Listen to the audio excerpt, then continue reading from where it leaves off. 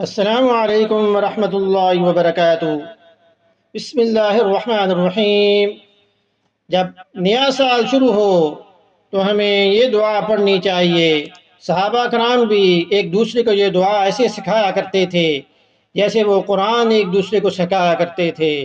तो दुआ ये है, अल्लाहुम्मा अदखिलहु अलैना बिल-अम्नि वल-ईमानि वस-सलामति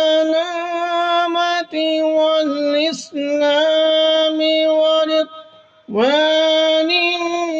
मिनर-रहमानि व-जिवारिन मिनश-शैतान। ऐ अल्लाह, इस नए साल को हम पर अमन व ईमान के साथ, सलामती के साथ, इस्लाम के साथ, रहमान की खुशनूदी के साथ और शैतान से हिफाजत के साथ दाखिल फरमा।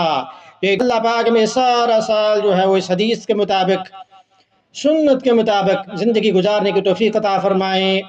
हदीस सुनने के बाद, दुआ सुनने के बाद इसे शेयर भी करें ताकि ये आपके लिए सदका जारिया बन जाए। वमा अलैना इल्लल बलागुल मुबीन।